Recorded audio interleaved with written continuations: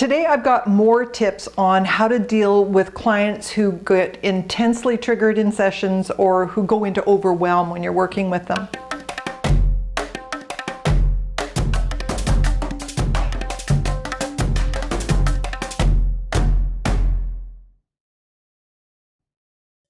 So what do you do if the client starts freaking out and it seems like they're just spiraling down, they're getting worse? Get them out. What do you do if the client starts freaking out and you start freaking out? Get them out. How do you do that?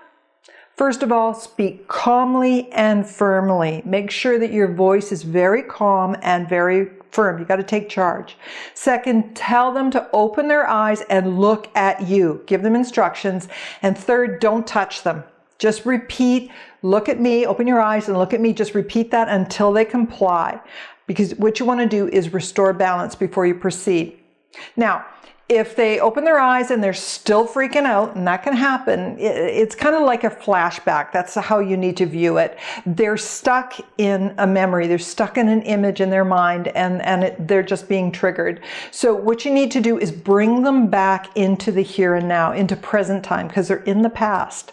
So get them to locate in physical time and space. Ask them, tell me, where are you right now? Who am I? How old are you? You know, if they tell you they're 5 years old, bring them back into the here and now. They're a grown-up. Look at your hands. Look at your feet. How old are you? What day is this? What year is this? That sort of thing. Get them present. Wait until they're fully present. And then give them an opportunity to realize that they're okay and they're not alone. Those are the two key elements. They're okay and they're not alone. Now, you can tap through those thoughts if you want. That's going to work really well. But if you don't know how to do tapping, you can just have them tap on the karate chop. I'm okay. I'm here. I know I'm okay because, put an ending on that. And this is going to help to bring down the intensity as well, just stimulating the meridian system this way. Or you can rub on these neurolymphatic release points, or you can tap on the collarbone. It doesn't matter. Anything you do to just keep them actively doing something to bring the energy intensity down is going to be helpful. Now, once you get them settled down and they're breathing more rhythmically, then you can process what just happened, because you have no idea where they went. Or, you know, a moment ago I was saying, you know, I'm going to count from 10 down to 1 and let yourself relax to a deeper state. And all of a sudden they're abreacting and you have no idea. So you want to process what happened in hindsight. That means using past tense language. Obviously, they're very easily triggered, kind of a hair trigger emotional response. So work in the past tense and just release on what just happened. So this can be useful because you can teach them how they're creating this response. So you can be tapping here and say, so I was just thinking about, and have them describe that. And it made me feel scared, let's say. And now I feel I'm okay. I know I'm not alone. And I'm okay. And I know that I've made it through. And you can just keep them talking about it. So that releases some of the intensity. You know, it's not just what happened either. It's that they're judging themselves for losing control in the session. They're feeling kind of crazy, you know, like whacked out or something. And that just adds to the anxiety that they're already feeling. So clear that as well. Just tap on that. Geez, that was weird. And when they accept that they're okay, that, you know, that this is just their subconscious mind doing what it was designed to do, it wants them to heal. You want to frame that in a positive way, that this is a good thing that this happened and they can allow that to happen, and this is a controlled environment and nothing bad's going to happen, that sort of thing. Once they realize that they're okay and this is a safe place and that they feel calm about where they're at in the here and now, this is going to reinforce the sense that they're in control. Now, what just happened? Nothing. Nothing happened. They had a thought. Thoughts come as images. So they had a picture come to mind. That's all it was. Something about that picture acted as a trigger. It caused them to, you know, go off somewhere, and it set them off. It was a real basic stimulus response. That activated a memory, and an event that's already done. It's over and done. It's finished. But they reacted as if it was still happening in the here and now. And that's essentially what a flashback is like. It's something from the past that's happening all over again. Now, we do kind of controlled flashbacks by taking a person back into a traumatic event and have them revivify the event. Revivify means to live again.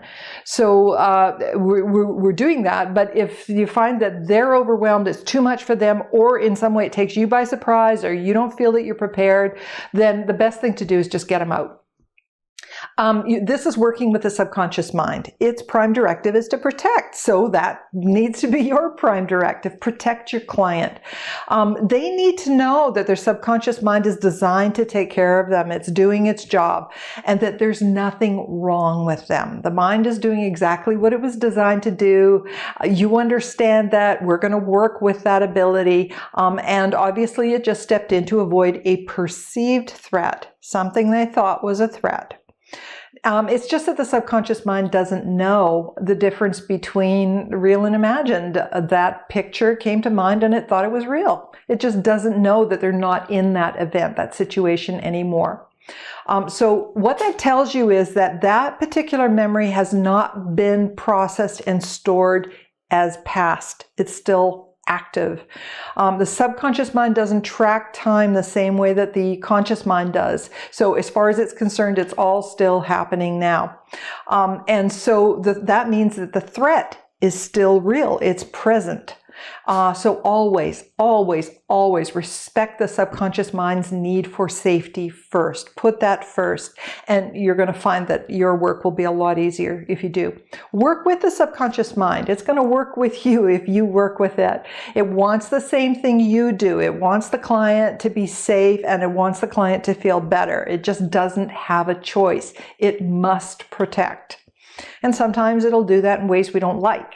So if you try to override that prime directive, you're not going to get very far with your sessions. What you're going to end up doing is running into more resistance, and that will just leave you feeling frustrated.